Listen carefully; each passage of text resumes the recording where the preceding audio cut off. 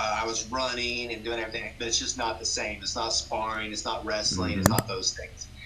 And getting into, like I said, about 4 minutes and something into the fourth round, I just couldn't lift my arms anymore. I was just that tired.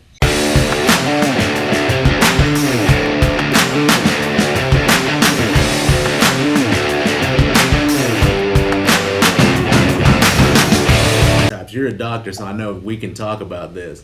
They don't understand the ecto, endo, meso. They don't understand that. And I'm like, until you understand, then you can understand yourself. You can understand other people. You can look at things and figure out situationals with them. You know what I mean? But in the fight world, they don't know that. They just know, oh, let's just drain ourselves the old wrestling diet and we lose weight. Well, that doesn't work for everybody. And so I had to condition myself down and down, and work my way down to a good fight weight. And people don't understand how stressful that is, being when you look at a Kit Kat and you gain 4 pounds. You know what I mean? And so I always told people I was Andy Ruiz before Andy Ruiz. What I'm getting to is I got booed at every arena I ever fought at. Like, I had one section of like 5 people, which was my people that would cheer, and everybody else booed and laughed. And the biggest joys I ever got was every time we got done fighting, Mo or Cecil would go, "Ain't none of them laughing now, are they?" That was my biggest thing, And It's a cool thing. I mean, same thing happened in Wichita. I mean, I think Steven's a big Wichita kid. He's kind of like, he's up there with Rickles as far as being kind of a little bit of a face of Wichita MMA. First round, it was all Steven. The crowd was met by the third round. Everybody realized it was a scrap. Yeah. And I had won a round or two, and you could hear it, in the audience. You could hear a lot, and that's kind of a cool thing to see how it changes through a fight. It is. Yeah, my last fight, I knocked down Tyree Overton in the first round, and I've never heard a whole crowd go quiet. Like, it just went. And I look, and I didn't hear them, but I had 5 people jumping up and down cheering, and the whole place is just deadly silent. There's something to be said for that, because I can tell you. Man, I've sold tickets before. Like, man, I've had some River Spirit fights where I've sold 150 tickets or more. And when you got that many people out there that spent money to come see you, like, I've let that weigh on me a couple times, and instead of being truly focused on what I needed to do, I've let that. So I can kind of see a little bit of a benefit to it. I never thought of it from that view. I never had 150 people want to see me fight. Like, they didn't understand. They're like, "Oh, he don't fight." And what's funny is I never fought the way I looked. Like, before I blew my knees out, I used to call myself a super heavyweight Roy Jones. That's what it was, man. I had good reflexes, fast hands, and I just didn't have the build to Roy Jones. I mean, but doesn't mean you can't do it. If you're conditioned and you're ready. And that was the funny part about it, Like I said, I never looked at it from your side that said, damn, I got all these people. I got to show up and show out at the same time. And you're always thinking that as a fight anyways. I'm going to show up, show out anyways. But that stuff does play a factor. Like, I didn't have, like, I had a benefit, in my opinion, because I had something to prove. Yeah. I come out, bam, I got to shut up all these people. That's my goal. Shut up all. Yours is like, damn, I got all these people. and that's awesome, though, man. That's awesome. It's cool, but I mean, you're absolutely right. And I'm notorious for being a slow starter.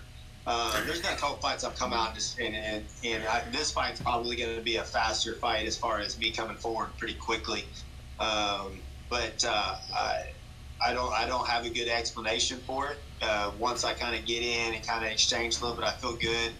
McGregor said it best, and part of it is with my weight cut and everything else. I feel good at 45. I just don't, unless it's a head kick. I've never been dropped with, like, knocked out with hands, even in sparring. Like, I've been dropped a couple times in 10 years, but not very often. I've got a good chin. I had some technical errors that was causing me to lose my feet because my feet weren't steady and I wasn't, getting a good base. Mm-hmm. But I feel so good in that right now that I feel like I can take a punch from a really solid 45 right now. Mm-hmm. So that should change that a little bit. But yeah, that slow start I've had is in several instances, especially at River Spirit. I know that's been a big part of it. Is I get a pretty good crowd representation there, and I've let it in the past. I've let it kind of weigh on me a little bit. I got you. I got you. Do you So you said you're gonna pick up the pace in this one, right? Yeah, I feel like this fight I'm gonna come forward. I'm gonna come forward pretty quickly. Absolutely. I mean, the guy I'm fighting he's been off for a year and a half, 2 years. So it looks like he's a pretty solid kid, Mm-hmm. pretty strong, a little bit smaller, maybe 5'6", 5'7", something in that range. But I'm just gonna, we've got a saying that I'm actually working on getting trademarked. It's called weaponize your conditioning, and I think that's really applicable for MMA. Tony Ferguson does a great job with it. That's something I've really, really, really been trying to focus on and work on with this camp is just making sure that I have it to push the whole time. Absolutely. Lean on you, push on you, strike with you, clinch you, everything to make you constantly be working and see who breaks. I mean, it's kind of like that old wrestling mentality that I have that I definitely want to see who's going to still be standing. Of course. Absolutely. Now, to feel like you're going to be able to press that, you said, weaponize your conditioning. Have you changed something? Oh yeah, like the past. So Steven's fight that bothered me because part of it was so we had moved gyms, kind of like you'd heard about the Evolved. Mm-hmm. We moved my fight gym to there, so there was about 10 days of that camp for that fight in Wichita that I didn't have a fight gym. Okay. So I was running and doing everything, but it's just not the same. It's not sparring. It's not wrestling. Mm-hmm. It's not those things. And getting into, like I said, about 4 minutes or something into the fourth round, I just couldn't lift my arms anymore. I was just that tired. And so going forward, I've really we have adopted. I've got a training guy here in Broken Arrows named Jared Sweat. And between him and my coach, they're both kind of nerds when it comes to physiology. Mm-hmm. And so basically what we do is we take our fight stance, we take our strikes, we take our movement, and then we modify, I don't want to say CrossFit, but we modify a high intensity interval workout around that. Because realistically, that's the closest thing you can do to mimic the fight part. Because it's so much heart rate up, heart rate down, heart rate up, heart rate down. That's the close. Because you do take those 10, 15 seconds where y'all will just kind of circle and slow it down a minute, and yeah, I agree. I like that. That's what I was doing before I blew my bicep out. Well, I see these cats do it, and a lot of these young guys in the MMA world, some friends, we're all on social media now, and I see their posts, and they're running like 7.5 minute miles for 3 and 4 miles. I'm like, man, that's awesome, but that's not a fight. Mm-hmm. A fight is a 30-second sprint with a 10 to 15-second jog. Mm-hmm. And so what we're doing now is we're doing these high intervals. So we'll do 5-minute goes of different rotational stuff nonstop for 5 minutes, a 60-second break, 5 minutes, bum, bum, bum, bum, bum, bum, mimicking rounds. Break, and trying to get 20 to 25 minutes of work in with a minute between each one at least. Mm-hmm. And trying to get that heart rate into that 170, 180 range, and then in that minute range, trying to get it back down to 120, 115. Mm-hmm. That's made all like that last fight with Siller and River Spirit.